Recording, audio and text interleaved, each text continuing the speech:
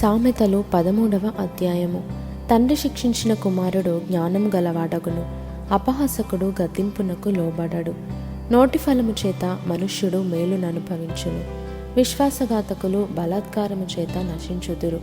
తన నోరు కాచుకొనువాడు తన్ను కాపాడుకొనును, ఊరకొనక మాటలాడువాడు తనకు నాశనము తెచ్చుకొనును.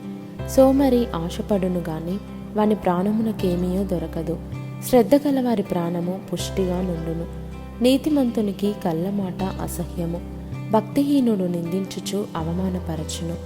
యథార్థవర్తనునికి నీతియే రక్షకము, భక్తిహీనత పాపులను చెరిపివేయును.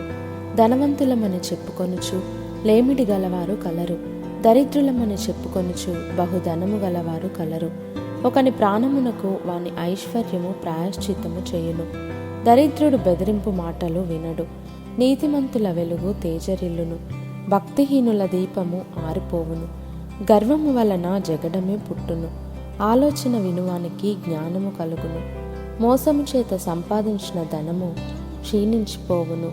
కష్టము చేసి కూర్చుకొనువాడు తన ఆస్తిని వృద్ధి చేసుకొనును. కోరిక సఫలము కాకుండుట చేత హృదయము నొచ్చును. సిద్ధించిన మనోవాంఛ జీవవృక్షము, ఆజ్ఞను తిరస్కరించువాడు అందువలన శిక్షనొందును. ఆజ్ఞ విషయమై భయభక్తులు గలవాడు లాభము పొందును. జ్ఞానుల ఉపదేశము జీవపు ఊట, అది మరణపాశములలో నుండి విడిపించును. సుబుద్ధి దయను సంపాదించును, విశ్వాసఘాతకుల మార్గము కష్టము. వివేకులందరూ తెలివి గలిగి పని జరుపుకొందురు, బుద్ధిహీనుడు మూర్ఖతను వెల్లడిపరచును. దుష్టుడైన దూత కీడునకు లోబడును, నమ్మకమైన రాయబారి ఔషధము వంటివాడు. శిక్షను ఉపేక్షించువానికి అవమాన దారిద్రతలు ప్రాప్తించును. గద్దింపును లక్ష్యపెట్టువాడు ఘనత నొందును. ఆశ తీరుట ప్రాణమునకు తీపి, చెడుతనమును విడుచుట మూర్ఖులకు అసహ్యము. జ్ఞానుల సహవాసము చేయువాడు జ్ఞానము గలవాడగును, మూర్ఖుల సహవాసము చేయువాడు చెడిపోవును. కీడు పాపులను తరుమును, నీతిమంతులకు మేలు ప్రతిఫలముగా వచ్చును. మంచివాడు తన పిల్లల పిల్లలను ఆస్తికర్తలనుగా చేయును, పాపాత్ముల ఆస్తి నీతిమంతులకు ఉంచబడును.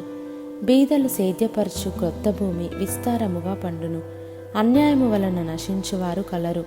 బెత్తము వాడనివాడు తన కుమారునికి విరోధి, కుమారుని ప్రేమించువాడు వానిని శిక్షించును.